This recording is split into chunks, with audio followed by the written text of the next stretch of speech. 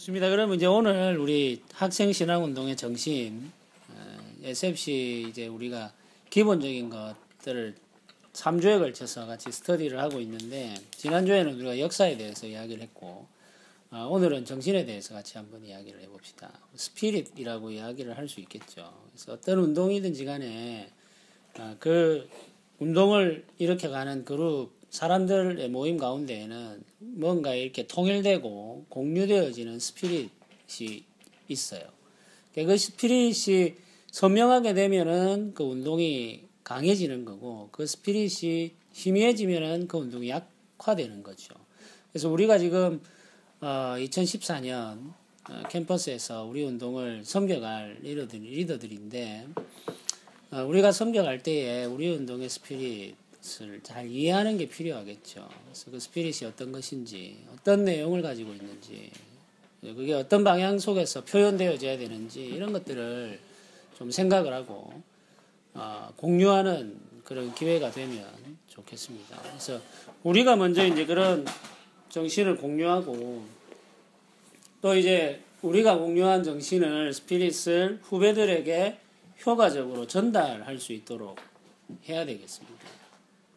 알돌이라고 하는 사람들은, 우리의 운동에 있어서 알돌이라고 하는 사람들은 사실은 말하자면 소위 SFC 스피릿을 대표하는 사람들이죠. SFC 스피릿을 사람들에게 보여주고, 또 그걸 설명하고, 또 실제로 그 스피릿을 가지고 살아가는 사람들이 알돌이니까, 알돌들을 통해서 이제 이 스피릿이 효과적으로 전달될 수 있도록 준비하는 것이 필요하다는 걸 우리가 좀 먼저 기억을 해야 되겠습니다.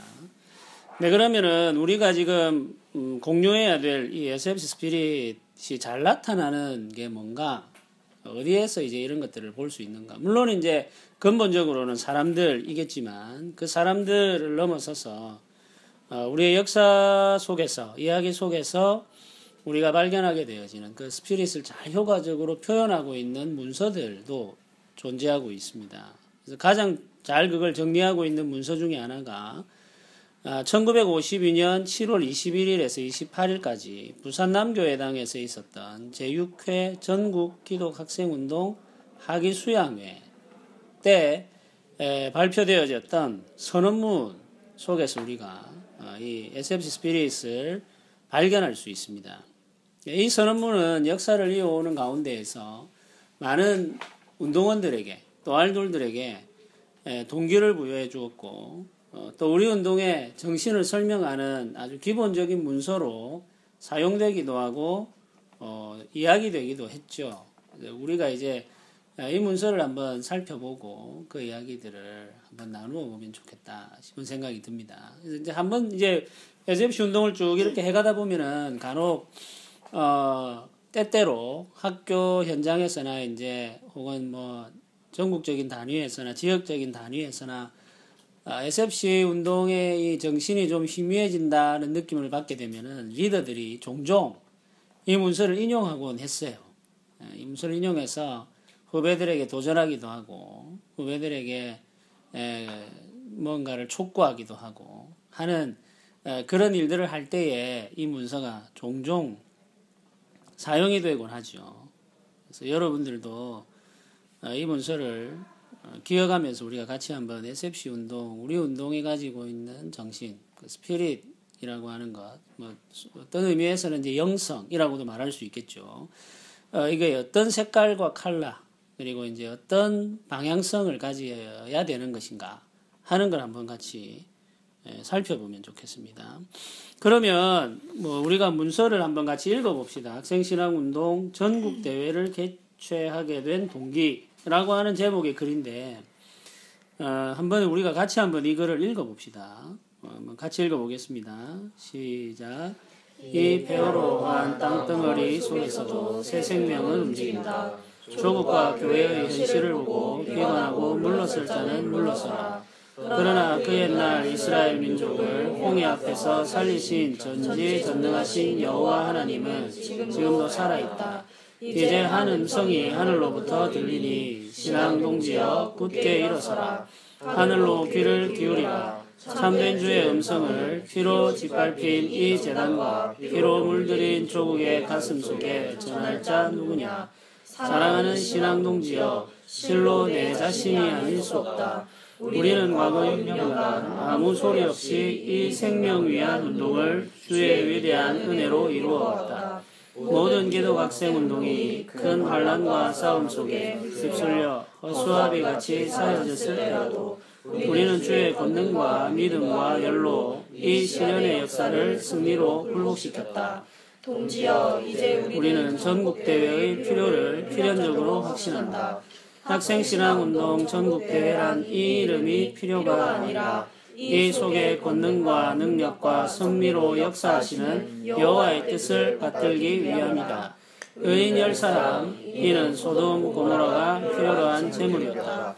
그러나 이 슬픈 조국의 재단에는 한 사람의 제물도 찾아볼 수 없으니 실로 한심한 조국의 재단이 아니었던가. 동지여, 우리는 철석같이 믿음과 힘과 열로 단결하여야 한다. 그리하여 이 전국대회로 하여금 그리스도의 파수꾼, 그리스도의 전달자, 죄와 세속주의와 권력에 타협하지 않는 실로 이 비참한 암흑천지 속에서 영원히 빛나는 진리의 등대가 되어야 한다. 동지여, 굳세게 믿음으로 일어서라. 동지여, 굳세게 믿음으로 일어서라. 그러니까 대학생대회 생각나네, 그죠? 몇 년도죠? 이게 2012년. 2012년에 대학생대회 때 우리 주제가 되기도 했죠. 동지여, 굳세게 믿음으로 일어서라. 이 선언문 읽어보니까 느낌이 어떻습니까? 불타오릅니다. 불타오릅니까? 네. 피가 끓는 느낌이 듭니까? 네. 뭔가 좀 이렇게 평소에 우리가 쉽게 접할 수 있는 그런 종류의 글은 아니죠. 일종의 이게 경문이거든요. 이 선언문이라는 게. 여기 지금 이제 학생신앙운동 전국대회를 개최하게 된 동기라고 하는 제목으로 쓰여져 있는 이 글은 사실은 일종의 경문이죠. 그러니까 사람들의 마음을 움직여서 우리가 원하는 어떤 일정한 방향으로 이끌어가려고 하는 목적을 가지고 쓰여진 글이라고 할 수가 있겠습니다. 그래서 이 글이 가지고 있는 내용을 우리가 한번 살펴보면 좋겠는데, 먼저 우리가 한 가지 질문을 해봅시다. 이 선언문에는 당시 학생들의 역사인식이 담겨 있습니다. 당시 기독 학생들이 경험하고 있었던 현실의 역사를 설명하는 단어들을 한번 찾아보면 좋겠습니다. 그래서 이 선언문 속에 지금 그들이 살아가고 있는 현실 역사에 대해서 어떻게 받아들이고 인식하고 있는가 하는 거죠. 그리고 그 단어를 중심으로 당시 역사의 현실에 대한 우리의 느낌을 한번 이야기해 보면 좋겠습니다. 이 시대의 학생들이 자기들이 살아가는 시대를 인식하고 있는, 그걸 표현하는 단어들은 어떤 단어들이 있습니까? 예, 폐허로한 땅덩어리 속에서도 또 다른 건 뭐가 있을까요? 피로 짓밟힌 조국, 뭐 이런 표현도 있죠. 또 다른 건 뭐 있습니까? 줄을 쳐보면서 우리 하나씩 읽어봅시다. 큰 환란과 싸움. 큰 환란과 싸움. 또 뭐가 있습니까? 시련의 역사. 시련의 역사. 시련의 역사. 또 슬픈 조국. 슬픈 조국. 오늘 어디 나옵니까? 그러나 이 슬픈 조국이. 이 슬픈 조국의 재단에는 할 때 이 슬픈 한심한 조국. 한심한 수식어들이 한심한, 슬픈. 또 뭐 있습니까? 죄와 세속주의와 권력에 타협하지 않는 암흑천지 속. 비참한 암흑천지. 비참한 암흑천지. 이런 단어들이죠. 이 단어들이 지금 보여주는 역사라고 하는 건 그러니까 뭐 어떤 종류의 것입니까? 굉장히 희망적입니까? 아니면 절망적입니까? 절망적이죠. 근데 절망의 깊이가 어떻습니까? 굉장히 그 절망이 지금 깊죠. 조금 힘들고 어려운 그런 상황이 아니고 지금 굉장히 힘들고 어려운 절망의 바닥이 보이지 않는 그런 상황이라는 것을 우리가 알 수 있습니다. 그래서 그게 이제 첫 문장부터 나타나죠. 폐허로 화한 땅덩어리라고 하는 말인데 이제 이미 우리가 살고 있는 이 땅이 이때의 선배들 전국대회로 모여있던 이 학생들이 바라본 이 한반도 조국의 현실은 폐허라고 하는 거죠. 폐허. 완전히 모든 것이 불타버린 상황이라고 할 수 있습니다. 그러니까 36년 동안에 일본 제국의 지배를 받으면서 착취당함으로 인하여서 황폐화되어진 땅. 그리고 이제 해방을 맞이했는데 한국 전쟁을 경험하면서 다시 전쟁의 그 비참한 현실 속에서 이 땅이 완전히 폐허가 되어져 버린 것을 보고 있는 거죠. 그러니까 지금 이제 이 학생신앙운동 전국대회를 개최하면서 이 학생들은 현실을 그대로 받아들이고 인식하고 있는 것을 볼 수 있습니다. 그래서 이제 그 비참한 현실, 절망적인 상황, 그리고 이제 소망이 없는 이런 상황들을 바라보면서 이 학생들이 지금 무언가를 말하고 있다 하는 걸 우리가 알 수가 있죠. 두 번째 우리가 이제 살펴봐야 될 게 있는데, 그러면 이제 이 선언문에는 현실 역사는 굉장히 절망적으로 인식하고 있는데, 이 절망적인 역사 현실에 반응하기로 결정한 학생 신앙운동원들의 결단도 이 문서 안에 담겨 있습니다. 학생들의 마음을 설명하는 단어들은 어떤 것들이 있으며 그 단어들을 통해서 표현되고 있는 정신은 무엇인지 우리가 같이 한번 이야기해 봅시다. 먼저 우리가 이런 역사적 현실 속에서 학생들의 마음을 설명하는 단어들은 뭐가 있을까요? 새 생명은 움직인다. 네, 새 생명은 움직인다. 폐허가 되었지만 그 속에 새 생명은 움직인다. 이렇게 말해요. 또 뭐 있습니까? 비관하고 물러설 자입니다. 예. 비관하고 물러설 자는 물러서라. 이게 두 번째 문장에 나옵니다. 이게 이제 굉장히 많이 인용되는 문장 중에 하나죠. 예, 사실은 이제 이 서론문을 그 헌신된 알돌들 또 리더들이 인용할 때 제일 많이 인용하는 게 이 첫 번째 두 문장이에요. 첫 문장과 두 문장에 거의 모든 게 다 담겨 있다고 생각해도 됩니다. 이 폐허로 한 땅덩어리 속에서도 새 생명은 움직인다. 조국과 교회의 현실을 보고 비관하고 물러설 자는 물러서라. 이게 여기에 다 있어요. 그러니까 지금 이게. 그러니까 이제 현실은 폐허가 되어 있는데 그 폐허 속에서 새 생명이 움직이는 걸 본다는 이야기죠. 그걸 보고 있으니까. 근데 그걸 보지 못하는 사람들은 어떻게 한단 말입니까? 비관하고 물러난다는 이야기죠. 근데 그러면은 그 폐허 속에서 움직이고 있는 새 생명을 보지 못하는 자들은 비관하고 물러나는데 그런 사람들에 대해서 우리가 어떤 태도를 취하겠단 말입니까? 네, 우리는 물러나는 자는 물러나라. 근데 우리는 어떻게 하겠단 말이죠? 그렇죠. 여기에 남아서 움직이는 그 새 생명을 피워내겠다는 이야기인 거죠. 피워내겠다는 이야기인 거죠. 그리고 또 어떤 표현들이 있습니까? 하나님은 예, 하나님은 지금도 살아있다. 예, 폐허가 되었지만 이 역사가 폐허가 되었지만 하나님은 지금도 살아있다. 하나님이 살아있다는 말은 무슨 말이에요? 그렇죠. 하나님이 역사하시니까 새로운 역사가 시작될 수 있다 이 말이죠. 하나님이 살아있다 이 말은 아직 끝난 게 아니다 이 말입니다. 하나님이 살아있다 이 말은 아직 끝난 게 아니다. 하나님이 살아계시면 모든 것은 다시 시작됩니다. 그걸 지금 이야기하고 있는 거죠. 또 어떤 표현들이 있습니까? 신앙의 동지 굳게 일어서라.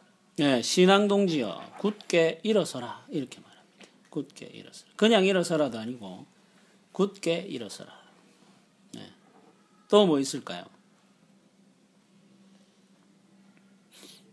조국의 가슴 속에 전할 자 누구냐? 예. 조국의 가슴 속에 전할 자 누구냐?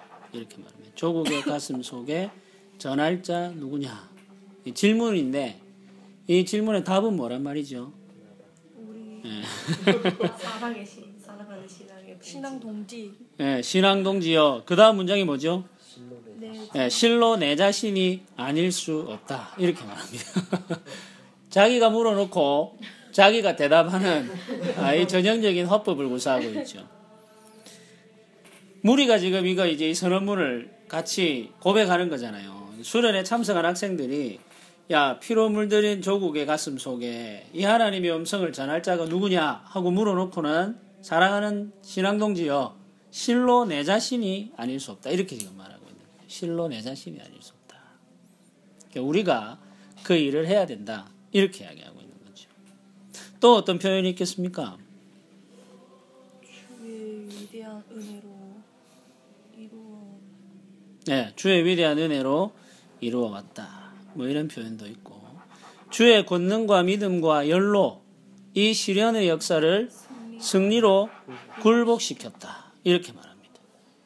참 이런 문장들, 모든 기독학생 운동이 큰 환란과 싸움 속에 휩쓸려 허수아비 같이 사라졌을 때라도 우리는 주의 권능과 믿음과 연로, 이렇게 주의 권능과 믿음과 연로 이 시련의 역사를 승리로 굴복시켰다. 이렇게 말합니다. 굴복시켰다. 근데 지금 이들이 가지고 있는 역사의 현실 속에서 이 시련의 역사가 승리로 굴복되었습니까? 아니잖아요. 아닌데도 불구하고 지금 뭐라고 이야기합니까? 굴복시켰다. 이렇게 지금 이야기합니다. 굴복시켰다. 왜 이제 이런 표현을 사용할까? 이런 표현을 사용할 수 있는 근거는 뭘까요? 우리가 있기 때문에. 또 그렇죠. 하나님이 역사하시니까. 하나님이 역사하시니까. 하나님이 역사하시는 그 역사 속에서는 최후 승리가 우리의 것이니까 그 최후의 승리를 확신하고서 이제 이 이야기를 하는 거죠. 이미 우리가 시련의 역사를 승리로 굴복시켰다. 이렇게. 그리고 밑에 보면은 동지여 우리는 철석같이 믿음과 힘과 열로 단결하여야 한다. 이런 표현도 있습니다. 믿음과 힘과 열로, 믿음과 힘과 열로 단결하여야 한다. 이런 표현들이 지금 이제 이 학생들이 가지고 있었던 현실 역사 인식 속에서 이루어진 자기다짐이라고 하는 것을 우리가 보게 됩니다. 그래서 마지막 문장에는 보면 이제 동지여 굳세게 믿음으로 일어서라. 이렇게 말하면서 끝이 나는 거죠. 동지여 굳세게 믿음으로 일어서라. 그러니까 이 표현들을 통해서 볼 때에 SFC 스피릿이라고 하는 거, SFC 정신이라고 하는 거는 뭐라고 이야기할 수 있겠습니까? 예. 결단. 어떤 종류의 결단입니까? 새 출발에 있을 때 있어서 결단하거나 새로운 역사. 새로운 역사라고 할 때는 지금 우리가 살고 있는 역사적 상황은 어떻단 말입니까? 비참하고. 그렇죠. 어둡고 비참하고 많은 사람들은 이미 절망하고 떠나버린 그런 현실이거든요. 그 현실의 인식이 우리에게 없는 게 아니에요. 그 현실의 인식이 우리에게 고스란히 공유되어져 있는데 그 현실 인식 위에서의 선택은 갈린다는 이야기죠. 그래서 SFC 스피릿이라고 하는 건 뭐냐 하면은 첫째는 역사에 대한 현실적 인식에 기초하고 있는 거예요. 근데 역사에 대한 현실적인 인식에 기초하면서 그 역사에 반응하는 스피릿이죠. 그 역사에 반응하는 스피릿인데 그 역사에 우리가 어떤 방식으로 반응하느냐 하면 절망적인 역사의 현실 속에서 소망과 비전을 바라보고 하나님 나라의 최종적인 승리를 바라보고 그 절망적인 역사의 현실에 도전하는 것이 SFC 스피릿이란 말이죠. 그게 SFC의 영성입니다. SFC의 영성. 그러니까 현실적으로는 절망할 수밖에 없는 상황인데 그 절망할 수밖에 없는 상황 속에서 소망을 이야기하고 소망을 노래하고 소망의 생명을 이루기 위해서 헌신하는 그게 지금 우리 운동이 가지고 있고 우리 운동이 가져왔던 스피릿이다. 스피릿. 그러니까 우리 SFC 운동은 현실 인식이 없어가지고 그냥 막 아무데나 이렇게 부딪히면서 살아가는 사람이 아니에요. 돈키호테 같은 그런 사람들이 아닙니다. 환상에 젖어서 살아가는 사람이 아니에요. 그러니까 SFC 운동원들은 철저하게 현실을 정확하게 아주 냉철하게 파악하고 있고 인식하는 사람들이다 이 말이죠. 그런데 그 역사적 현실이 비참하고 절망적이라고 해서 그걸 외면하거나 내버려 두는 것이 아니고 그 현실 위에 서서 그 현실과 부딪히는 영성을 가지고 있는 거예요. 그 현실과 부딪혀서 그 현실 속에서 생명의 꽃을 피워내는 것이 SFC 스피릿이다. 그런 영성을 우리가 추구해야 됩니다. 그런 영성을 우리가 공유해야 되는 거예요. 그런 영성을. SFC 안에서. SMC 안에서 우리가 어떤 영성을 추구해야 되느냐 하면 이런 영성을 추구해야 돼요. 역사의 현실을 정확하게 알고 그 역사의 현실에 부딪혀서 그 절망적인 역사의 현실 속에서 생명의 꽃을 피워낼 수 있는 그런 스피릿을 우리가 함께 형성해 가야 된다. 그걸 우리가 기억을 해야 되겠죠.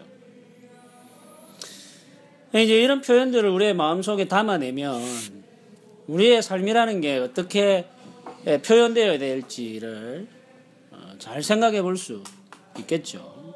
우리의 삶이 어떤 방식으로 표현되어야 될지를 잘 생각해 볼 수 있겠습니다.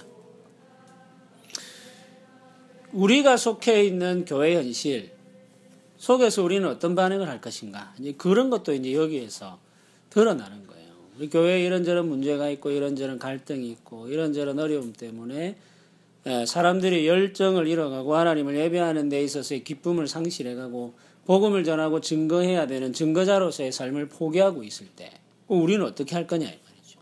그 많은 청년들이 대형교회로 이렇게 몰려들면서, 그 대형교회 가운데에서 이름 없는 성도로 편안하고 안락한 신앙의 삶을 살아가기로 결정할 때 우리는 그럼 어떻게 할 거냐 하는 이야기죠. 캠퍼스에서도 마찬가지겠죠.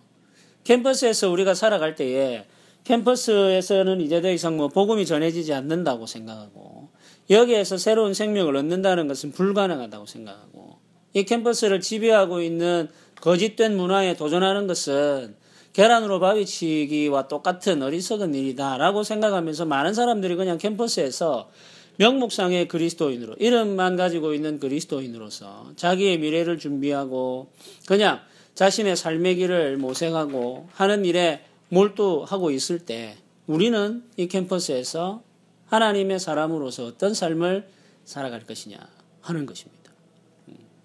복음을 전하는 전도자로서 이 캠퍼스 안에서 예수 그리스도가 주가 되신다고 하는 그 고백이 이루어지게끔 하는 변혁자로서 이 시대를 해석하고 이 시대에 도전하는 운동원으로서 우리는 이제 어떤 삶의 선택을 할 것이냐. 그게 이제 이와 같은 문장과 표현 속에서 발견되어지는 거죠. SFC 운동원이라면 마땅히 어떤 삶, 교회에서는 어떤 삶, 캠퍼스에서는 어떤 삶, 그게 이제 표현되어지고 드러나야 된다. 그걸 우리가 기억해야 됩니다. 근데 이제 알돌들이 그런 스피릿을 마음속에 막 이렇게 키워가면서 후배들에게 그걸 전해줘야 되는 거예요. 도전하고 함께 하자고 이야기하고 설명하고 설득하고 해야 되는 거죠. 그게 이제 우리가 함께 해야 될 일입니다. 그러니까 SFC 운동을 하면서 우리가 그냥 막 많은 사람들이 모이는 거 거기에 의미와 목적을 두면은 안 된단 말이에요. 그냥 많은 사람들이 모이는 우리가 큰 모임할 때 뭐 30명이 모이고 40명이 모이고 50명이 모이고 100명이 모이고 그게 중요한 게 아니고 그렇게 모여있는 사람들이 몇 명이냐 보다도 중요한 건 그렇게 모여있는 사람들이 어떤 스피릿을 가지고 어떤 방식의 삶을 추구하고 있느냐가 중요하다는 이야기입니다. 거기에 있어서 우리는 양보가 있어서는 안 돼요. 그러니까 지금 동이대 SFC에서 일어나고 있는 일은 바로 그 스피릿을 두고 이루어지고 있는 갈등이거든요. 그냥 SFC라고 하는 건 동아리니까 동방에 모여서 그냥 서로 편하게 지내고 졸업하고 나면 뭐 할지 이야기하고 그걸 위해서 준비하려면 뭐가 필요한지 정보 공유하고 필요하면 이제 맛있는 거 사 먹고 또 뭐 좀 필요하면 한 번씩 음주 가무도 즐기고 뭐 이제 이런 식의 삶을 SFC라고 하는 이 동아리를 통해서 공유하게 되면은 이제 우리 운동의 기본적인 스피릿이 없어지는 거죠. 근데 그건 SFC가 아니란 말이에요. 네. 그러니까 이제 우리가 SFC라는 이름으로 모였을 때는 학생신앙운동원으로 모였을 때는 이 공동체를 통해서 어떤 하나님의 음성과 부르심을 들을 것인가를 생각을 해야 됩니다. 그 부르심이 우리에게 요구하고 촉구하고 있는 게 무엇인가를 함께 깨달아 가야 되고 그 부르심에 우리가 어떤 방식으로 반응할 것인지를 선택해야 되는 거죠. 그걸 이제 이 선언문이 질문하고 있는 거잖아요. 피로 짓밟힌 이 재단과 피로 물들인 조국의 가슴 속에 전할 자 누구냐? 참된 주의 음성을 전할 자 누구냐? 실로 우리가 아닐 수 없다. 이렇게 말하는 거죠. 실로 나 자신이 아닐 수 없다. 실로 우리가 아닐 수 없다. 그 일을 하나님의 음성을 이 캠퍼스와 교회 가운데 전할 전달자, 그 전도자가 우리 자신이 되어야만 한다. 사실 이런 식으로 표현하고 있는 겁니다. 이제 그걸 함께 선언하고 함께 결정하고 함께 기도하며 함께 살아가려고 하는 사람들이 누구라 말입니까? 그렇죠. 운동원이란 말이에요. 운동원. 그러니까 우리가 이제 아론 이런 표현을 쓰는데 정식으로 말하면 운동원이 그 사람들이 바로 운동원이에요. 운동원. 그 마음을 공유한 자들이 운동원이다. 세 번째 질문을 한번 봅시다. 이 선언문은 전국 대회가 여호와의 뜻을 받들기 위한 대회라고 기록을 하고 있습니다. 현재 우리 운동의 필요도 이와 같을 것입니다. 2014년 기도학생운동에 헌신한 학생으로서 우리가 섬겨야 할 하나님의 뜻은 무엇일까요? 세속주의와 분열의 영이 지배하는 이 땅에서 우리가 섬겨야 할 하나님의 뜻이 무엇인지 함께 이야기를 해보면 좋겠습니다. 우리가 살아가는 시대에 우리가 섬기고 이루어가야 할 하나님의 뜻은 무엇이겠습니까?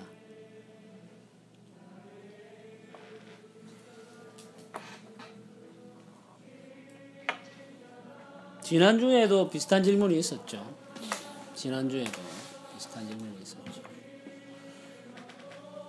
우리가 이제 끝없이 이 질문을 해야 되는 거거든요. 그 하나님께서 말씀을 통해서 또 우리 운동의 역사를 통해서 우리에게 이 시대에 반응하도록 요구하시는데, 그러니까 우리가 2014년 한반도적 상황 속에서 우리가 섬겨가고 이루어가야 할 하나님의 뜻, 여호와의 부르심이라는 게 어디에 있느냐 하는 거죠. 그걸 뭐라고 이야기할 수 있겠습니까?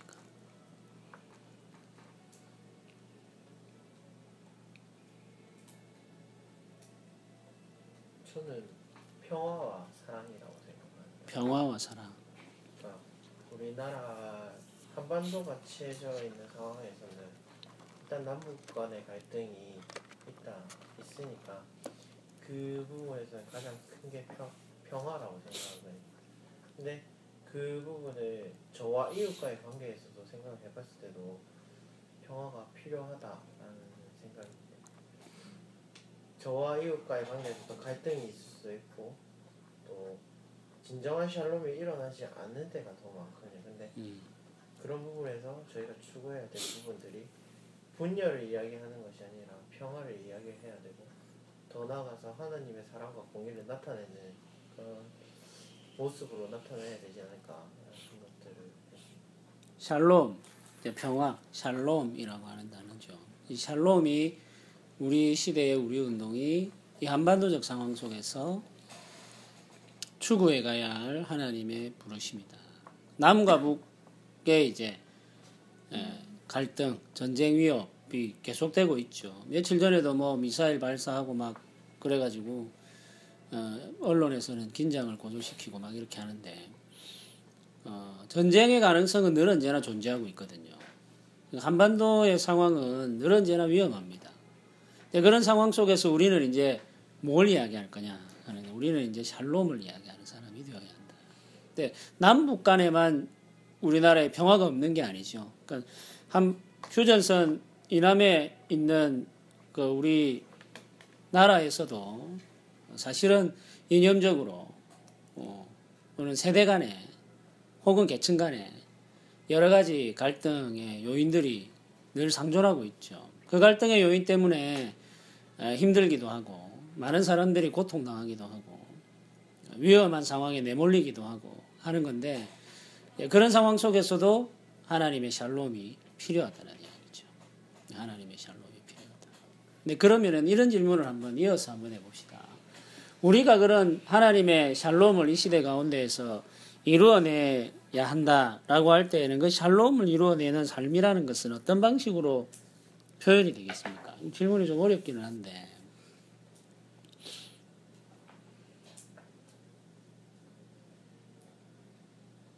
샬롬을 이루어내기 위해서 우리는 어떻게 해야 될까요?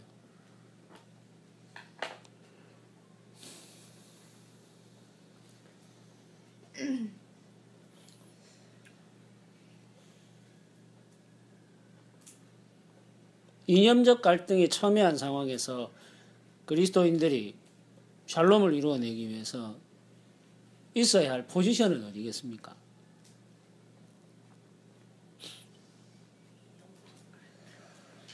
보수와 진보 아니면 이제 세대 간의 갈등이 첨예한 상황에서 우리가 어디에 포지셔닝 해야지 샬롬을 이루어낼 수 있겠습니까? 계층 간에는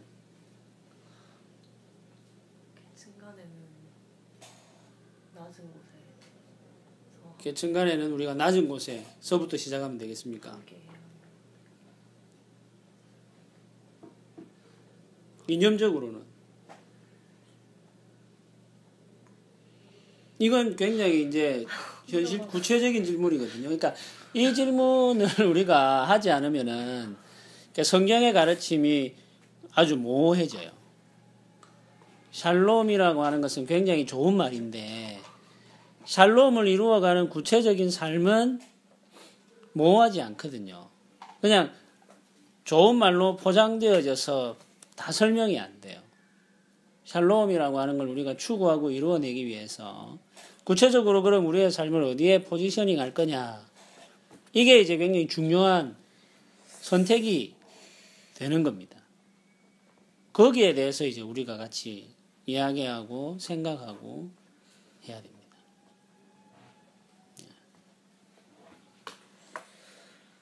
이념적으로 갈등이 첨예할 때 우리가 한쪽 편에 서면은 그 갈등을 해소해서 평화를 이루어낼 수 있겠습니까? 불가능하겠죠. 근데 그러면은 우리가 이념적인 갈등이 첨예하게 이루어지고 있을 때 그 사이에서 이제 우리가 평화를 이루어내려면은 그 경계에 포지셔닝 해야 된다는 이야기잖아요. 그렇죠. 평화를 이루어내기 위해서는. 그러면은 우리는 이쪽 편도 아니고 저쪽 편도 아니라는 이야기죠. 그건 사실은 근본적으로 그럴 수밖에 없겠죠. 이 땅에 존재하는 어떤 이념이 성경으로 완전히 설명되지 않잖아요. 그러니까 성경으로 완전히 설명되는데 성경이 가지고 있는 이 땅의 삶의 가치와 이 땅에 존재하는 어떤 종류의 이념이 완전히 합일되지 않는단 말이에요. 그러니까 이 땅에 존재하는 이념들은 일정 부분 성경에 있는 것과 같지만 또 일정 부분은 성경과 다른 것들을 가지고 있단 말이에요. 그렇죠. 그러니까 이 땅에 존재하는 모든 이념들은 사실은 성경으로 설명하고 해석해내야 되는 것들이죠. 그것과 우리가 항상 늘 언제나 똑같이 완전하게 일치되지 않거든요.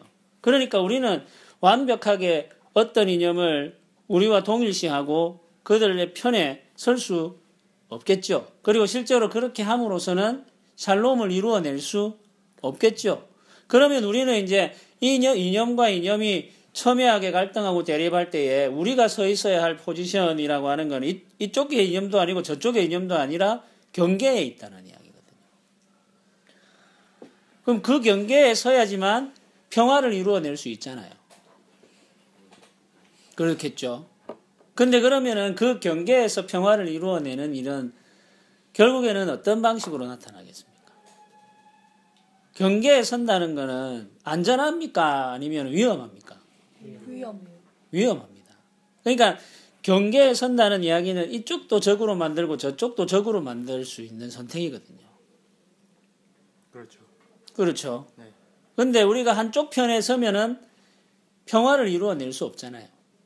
결국 한쪽에 서서 다른 한쪽을 전복해야만 되는 상황인 거거든요. 한쪽 편에 선다는 것은. 근데 그거는 참된 평화가 아니잖아요.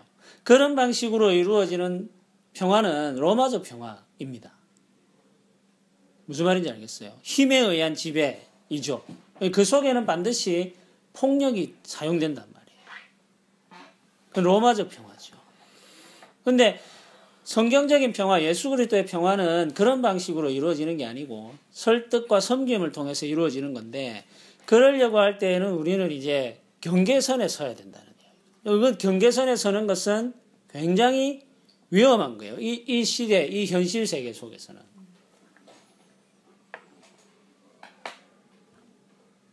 그러니까 그 길에서 우리가 결국에는 경험하게 되어지는 것이 뭐냐면 고난이라고 하는 겁니다. 고난. 십자가의 길이죠. 그러니까 예수님을 따랐던 제자들 중에 가룟 유다와 같은 사람들은 이제 이 예수님을 통해서 로마적 세계를 전복하고 이스라엘의 회복을 꿈꾸었던 사람들이거든요. 네, 이런 사람들의 편에 서게 되면은 예수님은 그런 사람들을 상당히 얻을 수 있었겠죠. 근데 예수님이 그런 길을 가지 않으셨다는 얘기입니다. 그러니까 이제 그런 종류의 세계인식을 가지고 있는 제자들이 처음에는 예수님을 따랐는데 예수님을 자꾸 따르다가 보니까 예수님이 서 있는 자리가, 가려고 하는 자리가 자기들이 생각했던 것과는 달랐다는 얘기예요. 예수님이 점점 더 가까이 다가가는 길은 고난의 길이었거든요.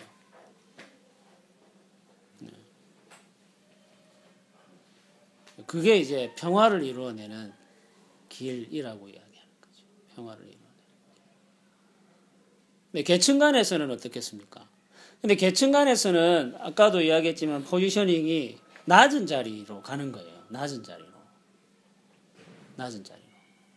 가난한 자들, 힘이 없는 자들의 자리로 가는 거죠. 그것 역시 어떻겠습니까? 위험한 거죠. 위험한 거죠. 높은 자리로, 강한 자들이 있는 자리로 가게 되면은 안전합니다. 근데 그렇게 해서는 참된 평화를 이루어낼 수가 없죠. 이제 그렇게 해서 이루어지는 평화 역시 로마적 평화인 거거든요. 힘으로, 많이 가진 그 재물로 이루어내려고 하는 평화도 역시 로마적 평화죠. 근데 예수님은 낮은 자들 가운데 계시고 낮은 자들과 함께 하시고 가난한 자들에게 복음이 전해지기를 원하셨거든요. 실제로 그들과 함께 사셨고 그들을 가르치셨고 그들에게서부터 역사를 시작하셨죠. 그래서 예수님이 갈릴리에서부터 이제 일을 시작하셨다고 하는 게 굉장히 중요한 의미를 가져요. 그건 뭐냐면 즉 다시 말하면 그 시대의 변방에서부터 복음의 역사를 시작하셨다라는 의미죠. 갈릴리에서부터 시작하셨다는 말은. 그러니까 가장 낮은 자들과 함께 시작하신 거예요. 가장 낮은 자들과 함께. 그렇게 하면서 낮은 자들을 일으켜 세우심으로 평화, 즉 샬롬을 만들어 가신 겁니다. 예수 그리스도의 샬롬을 만들어 가시는 거죠.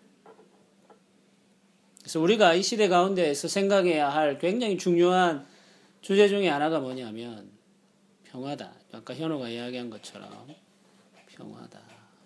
그 평화, 샬롬을, 여호와의 샬롬을 이루어가는 게 결국 복음인데 그 복음을 우리가 섬기고 증거하고 해나갈 때에 우리 시대에서 우리가 어디에 우리 자신을 세워놓아야 할 건가 라는 걸 이제 늘 고민하지 않을 수 없단 말이에요. 그런 고민을 우리가 담고 행하고 해야 되는데 그렇게 할 때에 바람직한 선택을 할 수 있도록 우리 스스로를 준비하는 것이 필요합니다. 이제 우리가 머리가 되면은 세상에 평화를 가져다 줄 것처럼 생각했던 시절이 있었죠. 한국교회도. 그래서 늘 언제나 뭐 우리 부모님들 기도하면 꼬리가 되지 말고 머리가 되게 하시고. 그래서 오늘날 얼마나 많은 머리들이 있습니까? 수많은 머리들이 있지만 여전히 땅에는 평화가 없어요. 그게 문제거든요. 사실은.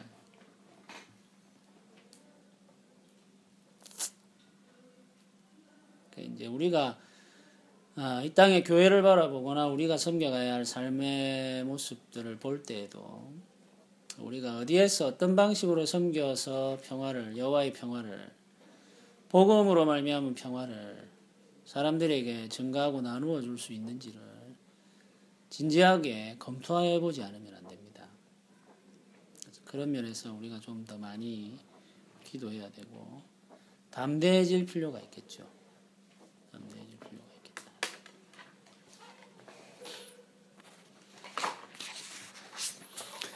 네 번째 질문을 같이 한번 봅시다. 네 번째 질문. 학생 신앙운동원들은 서로를 동지라고 부르고 있습니다. 동지는 같은 뜻을 품은 사람입니다.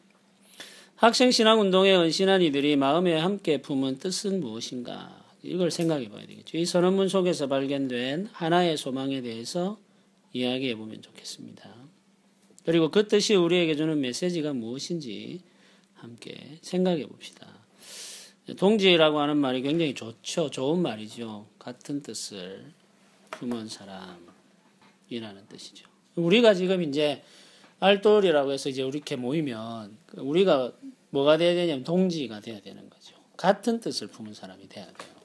다른 뜻을 품고 있으면 우리가 아무리 많이 모이고 자주 모여도 그 모임이 커뮤니티가 되지 않을 뿐만 아니라 미션을 향해서 갈 수 있는 모임이 되지를 않아요. 마음에 품은 뜻이 다르면은 결국에는 이 커뮤니티는 깨지게 돼 있단 말이에요. 그렇겠죠. 근데 그러면은 우리가 같은 뜻을 품어가야 된단 말이에요. 그 같은 뜻이 되도록 우리가 섬겨가야 되니까, 리더들이니까, 알돌들은. 그럴 때에 그러면 우리가 마음에 품은 하나의 뜻은 뭐가 되어야 되느냐 하는 겁니다. 뭐가 되어야 되겠습니까?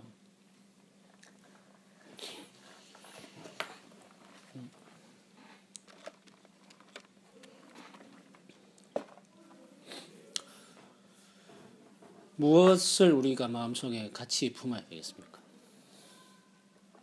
이 선언문 전체를 이제 우리가 쭉 이렇게 딱 압축해가지고 하나의 소망으로 딱 표현을 한다면 무슨 말로 표현을 어떤 단어로 설명할 수 있겠습니까? 소망. 응? 소망. 네, 그 소망. 소망이라고 하는 단어가 이 선언문 안에서 이야기되고 있는 구체적인 내용은 뭐겠습니까? 하나님 나라. 하나님 나라. 네, 하나님 나라. 네, 하나님 나라. 그 하나님 나라를 이제 우리가 이 모든 것이 불타고 폐허가 되어져 있는 이 땅에서 이제 그 소망의 삶, 하나님 나라의 삶, 그걸 이제 일으켜 가자 하는 것이 이제 우리가 가지고 있는 하나의 뜻이죠. 하나의 뜻. 소망의 삶, 소망의 삶. 지금은 절망과 상처가 이 땅을 뒤덮고 있고 모든 것이 다 불타서 잿더미가 되어져 있지만 이 속에서 생명의 싹을 키워가고 소망의 삶을 일으켜가고 그게 이제 결국에는 그게 뭐냐 하나님 나라의 삶을 일으켜가자 이렇게 이야기하는 거죠. 하나님 나라의 삶을 일으켜가자. 하나님 나라의 삶을 우리가 함께 일으켜가자라고 할 때에는 그게 이제 하나님의 통치가 실현되는 삶을 일으켜가자 하는 거겠죠. 이제 우리가 지난주에도 이야기했지만 그 하나님의 통치 다스림이 우리의 삶을 지배하는 가치가 되게 하자라고 할 때는 그게 이제 공평과 정의가 실현되는 삶이 되도록 하자. 오늘 우리가 이야기한 단어로는 샬롬이 충만한 삶이 되도록 하자. 이런 이야기가 되겠습니다.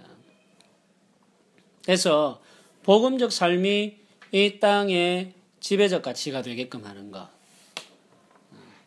그래서 생명이 없는 자들이 생명을 얻게 하는 것. 소망을 잃어버린 삶을 소망을 가진 삶으로 변화시키는 것. 자기의 이기적인 탐욕에 사로잡혀 살아가고 있는 자들의 삶을 참된 사랑과 섬김의 삶이 되도록 이끌고 인도하는 것. 그게 이제 우리가 말하는 소망이 있는 삶이 되게끔 하는 것. 아까 이야기한 하나님 나라가 우리들 가운데 임하게 하는 것이라고 할 수 있겠습니다. 그게 이제 조금씩 우리의 현실에 부딪히게 되면 조금 더 구체적인 얼굴과 이름들을 가지게 되겠죠. 공평과 정의가 이루어지는 것. 탐욕의 노예로 살아가는 삶들이 사랑과 섬김의 삶들로 인도함을 받는 것. 생명이 없는 자들이 복음으로 말미암아 생명을 얻게 되는 것. 소망 없는 삶을 살고 흔들리는 자들이 소망을 가지고 소망스러운 삶을 살아가게 되는 것. 자기 확장을 위해서 끊임없이 다투고 경쟁하는 삶을 살아가는 자들이 자기를 부정하고 이웃과 더불어 살아가는 삶을 추구하게 되는 것. 이게 바로 소망스러운 삶인 거예요. 그러니까 우리가 지금 말하는 하나님 나라가 이 땅에 임했을 때 나타나는 구체적인 삶의 이야기들이다 말이죠. 그걸 이제 우리가 함께 섬겨가자. 이렇게 지금 이제 이야기를 하는 거거든요. 그게 우리 운동이 가야 할 방향이고 추구해야 될 삶의 이야기다 하는 거. 그게 이제 우리 운동이 가지게 되어지는 스피릿이에요. 영성이에요. 영성.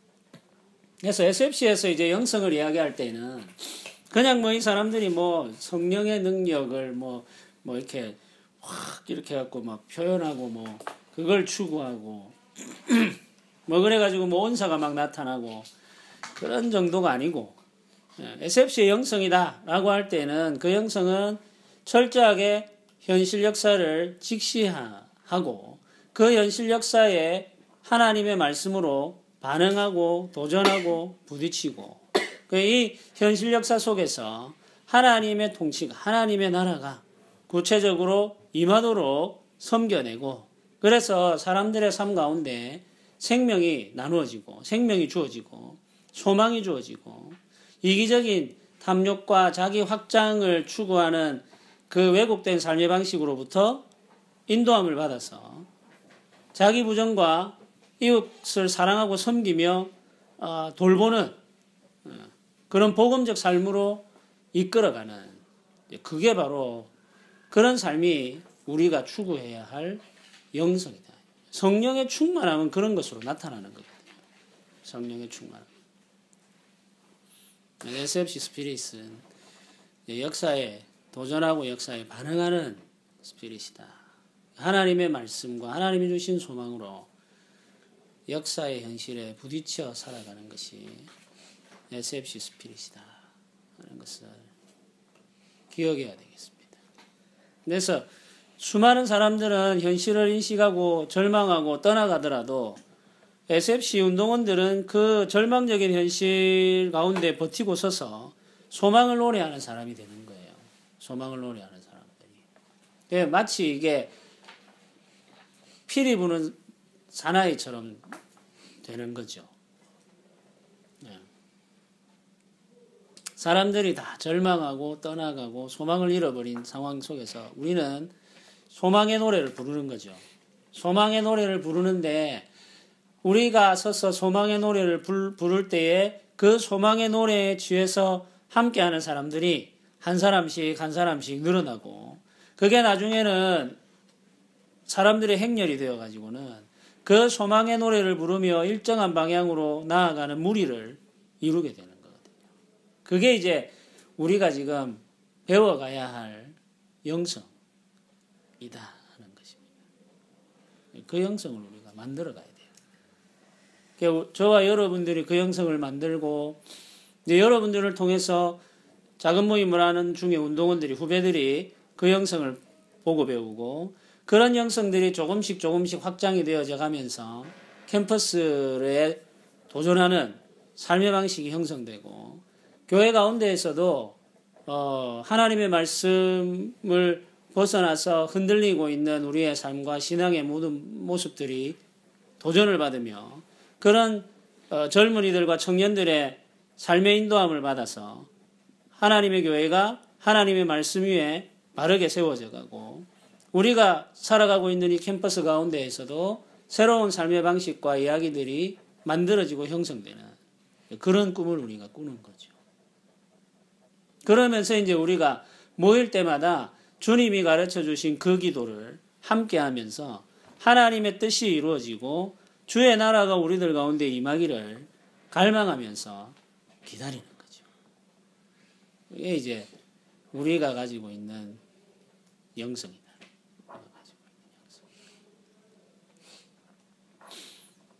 그래서 이런 영성으로 우리 후배들에게 도전하시고 후배들과 함께 부딪혀보고 하시면 좋겠습니다.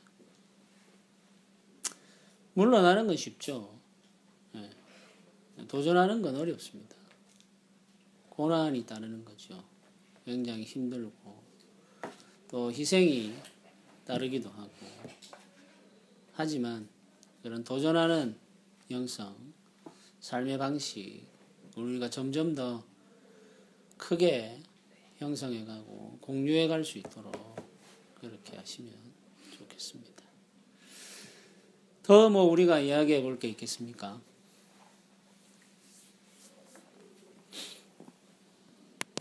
현석이 뭐 이야기해 볼 게 없겠나?